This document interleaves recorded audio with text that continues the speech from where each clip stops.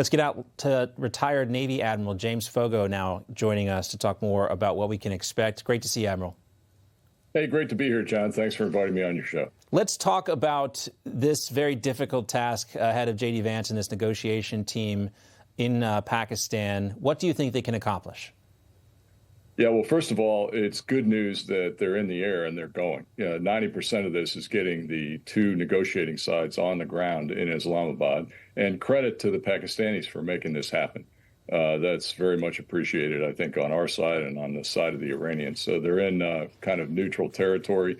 I roger the concerns about security, but I think the Pakistani armed forces will take this very seriously, and whatever site they go to, they'll be extremely well protected. What can they accomplish? They sit down and establish, what is it, a 10-point plan, a 15-point plan? I think the United States knows where it wants to go with the conditions of not just a ceasefire, but a secure peace. And I think the Iranians have their position. And it's obviously not the same, and there's going to have to be some compromise there. Yeah, whether it's 10 or 15 points, I think the most important point, one of the most important points, is that the Strait of Hormuz gets opened back up and Iran quits pretending like it is their domain. Absolutely. Strait of Hormuz has to be opened. And you know what's interesting is the former foreign minister of Iran, who is now a special assistant to the president, Javad Zarif, had a piece in Foreign Affairs where he said, look, here's a deal that we can cope with. One, open the straits. Two, put some restrictions on uranium. Three, rebuild and get some compensation. And all this in the context of the Iranians would assume that they have won. Well, depending on your objectives, both sides can say that they have won here. But that's a starting point. We need to get the straits open, get the traffic flowing, and there should not be a tariff. It shouldn't be a toll booth.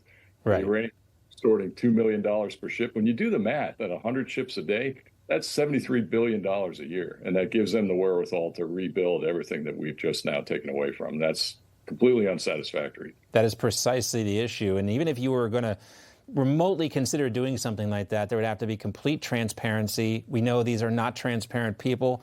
Very little evidence that they can live up to any deal. We haven't seen any evidence of that from the Iranian regime. Well, you're absolutely right, John. And you know what? The other thing they've done is they have struck out at the Gulf Cooperation Council. And these are nations that in the past have shown a little empathy for Iran, but no longer. And it is completely unsatisfactory to them to have any kind of restrictions on international strait. It's not anybody's strait. It's an international strait. It's everybody's strait. And everybody has the right and freedom of passage through that strait. So we need to get it opened to start with, and then we can talk about restrictions or elimination of enriched uranium later on. But the good news is everybody's coming together to talk about this.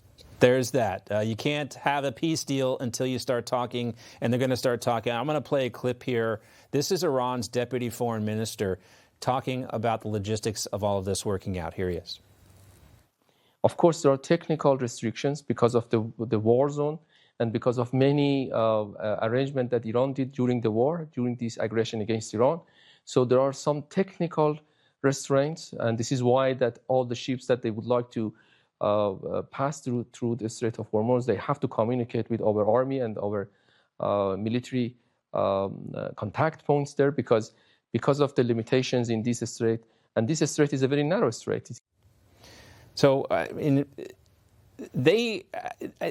I guess I've been doing this long enough to kind of see what the Iranians are up to. And then the tactics that they often use is this delay and keep pushing off, and then maybe there could be some sort of agreement.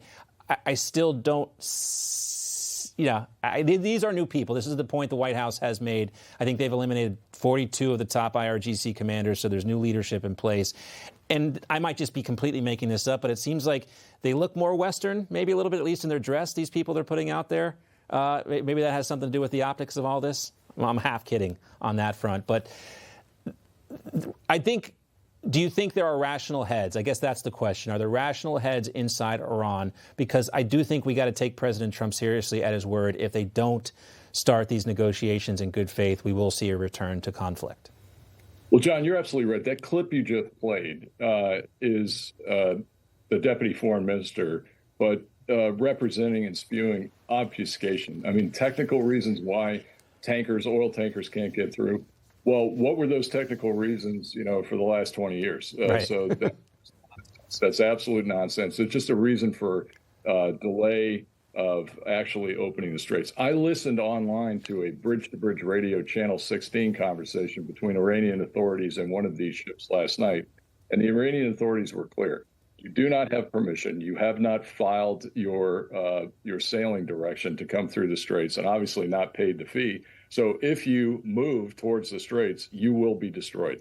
That is a direct threat and a complete violation of international law. So now, do they have rational people? Yeah, I think so. And the biggest point that justifies that is they are coming to the table. They were hurt by this campaign. Tens of thousands of targets destroyed. Their navy is gone, sunk. They lost their flagship, the Dina, off of Sri Lanka. That was a huge blow. They lost their air force. They have been significantly set back in their ability to defend critical infrastructure or uranium facilities because they don't have any more air defense artillery. Now, they got lucky with the shoot down of the F-15, and apparently, according to the president, that was a shoulder-launched missile.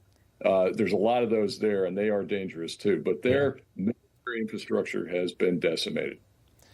Well, we see that island up there off the point in the Strait of Hormuz, and the green ships that are going there. That's where they have to go to check in order to pass through. And all the ships that have passed have been checking in on that island, and that backs up exactly what you've been telling us. And interesting to hear, they all use Channel 16, just like we do when we're out here fishing off the coast. Yeah, that's the international channel, so they're still abiding by that international rule.